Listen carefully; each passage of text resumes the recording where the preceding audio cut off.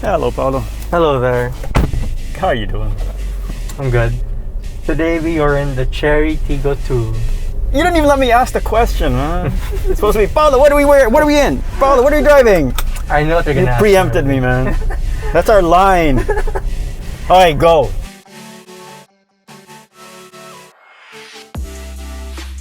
So the Chery Tiggo 2 is Chery Auto Philippines' smallest offering in their lineup. So right now they have 4, the Tiggo 2, Tiggo 5X, the newly launched Tiggo 7 Yeah, man. Pro, and Tiggo 8. So put it up there, the link to the video. Up here? Dude, I clearly don't know what I'm doing. similar to Chery's other offering, the Tiggo 2 offers an interesting price point. It's a mini sub-compact crossover. It's a new segment we have now. It goes directly against the Kia Stonic. This one just costs around 50,000 pesos more than the entry-level Kia Stonic. This one is priced at 785,000 pesos as the top of the line. Top of the line offers two-tone coloring. So this one is white and has a black top. The one that isn't two-tone, it's at 770, so it's a 15,000 peso difference. Okay, if we compare this to the Tiggo 8, this is a little bit more Spartan, more utilitarian. It's not bad though. But you know how the Tiggo 8 is packed with features Yeah. in terms of convenience and safety? It's the same thing for this one. It has stability control, traction control, 2 airbags, reverse camera, ABS, so all the basic stuff. Like usually in these kinds of cars, you would just see the volume buttons on the steering wheel, but it's not. They put the whole thing. It has hill descent control and hill start assist, but there's no button to engage it. It's just always on. And I was at Tagaytay over the weekend, and of course I was able to try it, and it really works, you know? It feels like it's something that was either designed before the 8 or clearly with less of a budget than the 8.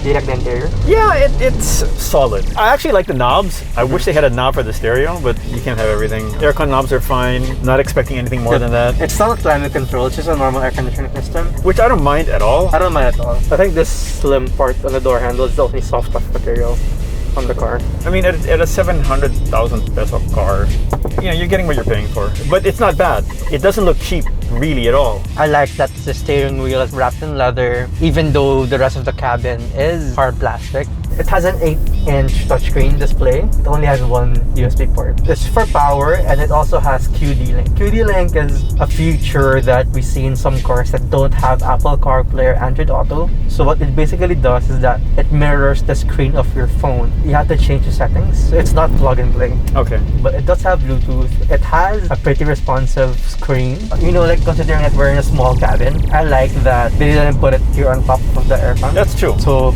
they made good work with the space that the car has inside. I think it's well designed. It's not luxurious, but I think it's completely functional. They didn't try to do anything tacky. They didn't try to do too much. They didn't. That's true. And I think that's how I think Chinese brands have evolved.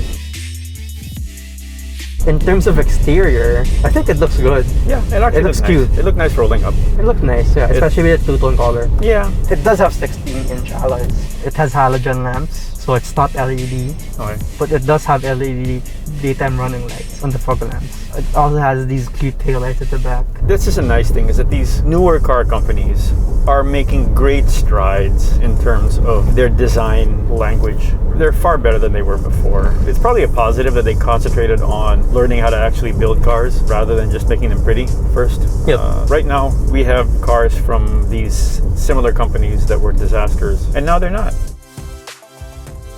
I was expecting a pretty light kind of drive, but it feels firm, it feels planted. It's not a hard ride, but it's not a soft, cushy ride either. What engine is this? It's a 1.5 4-cylinder engine with a 4-speed automatic transmission. Gas or diesel? Gas. It's a loud gas. Huh? It's a loud engine. That was one of the first things I noticed with the car. The interior noise is a bit strong for my liking. You can hear the tires on the road. And when I was on the highway doing 100 kilometers per hour, I heard the wind against the car. There is a bit of noise you get from the outside that could all be addressed with better noise, vibration, and handling systems. But at the same time, that would also add the cost. But I like how this drives. It's kind of nostalgic because the steering's not too light. That's a, you know what? You're right.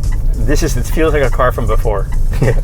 That's not a bad thing. We obviously can't talk about longevity or maintenance or anything like that because there is no track record, legitimately. But it doesn't feel shoddy.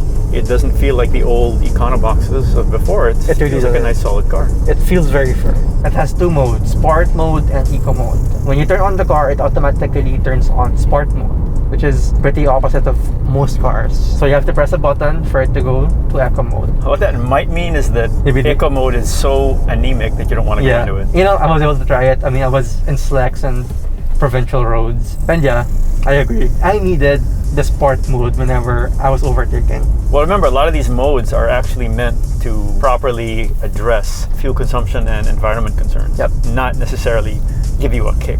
Speaking of fuel consumption, I think that's one of the most admirable things about the car. In Flex, at constant speed at around 90 to 100 kilometers per hour, it was doing around 19 kilometers per liter. In traffic, it did 10. So it's still pretty good. Let's see what happens if I do it. Yeah. Yeah, I think you should drive it. Yeah. I think you'll like it. So now it's my turn in the little Tiggo 2. This does feel like you're driving an older car. There's a lot of communication. You are connected to the road. You can feel it. It's very utilitarian. I guess that's the best answer. It's not a Jeep, but it's not an old Civic either. Yeah, it is actually kind of fun. Right now you're in Sport mode. This is Sport mode? Yeah. Sport mode kind of feels like normal mode. Yeah. Here, let's go on to let's go. Where is the mode anyway? Right side of the side mirrors.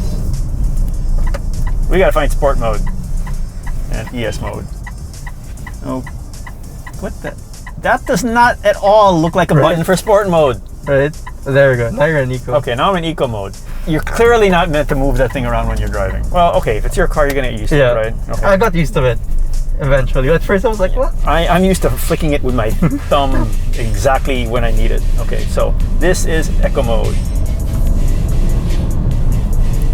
It doesn't lag. It doesn't lag, actually. It doesn't lag. It's a nice clean instrumentation panel. Everything's clear except for the fact that it's kind of hard to figure out what the instrumentation actually means. Yes, I've had the car for 4 days and until now, it's still confusing for me. Because it starts so low, like from the bottom talaga, like the middle of the bottom. And the needle stays at the bottom until you hit 60. I know, it's really confusing, right? Then I was wondering, you're right, that's exactly what's bugging me. If there's one point of improvement, that's one for me. Because most people, I mean, in our market, would just really do 60 in their normal driving. Yeah. Okay, so, listen. Yeah, you can hear the steering wheel. Yeah, okay. There are little things, but in general, this is a good cost purchase. It's a good price. Yeah, this is a good price. You would feel okay about buying this car at that price. Who's this car for, Paolo? This is a car for first-time buyers who are in a budget. $785 for this particular car? Yes, this is exact. That's really not bad. The only thing that you could wish for more is a next level, perhaps, of material. But again, it's a cost thing. You're not going to get those things at this cost. One thing we noticed was it's a big step into the car.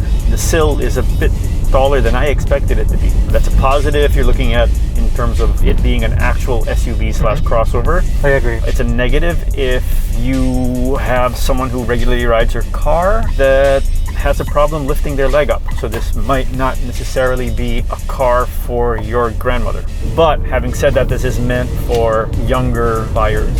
This car, I was not expecting much at all. And it's not super refined, it's not any of that, but it's a good, solid car, and it's more than I expected.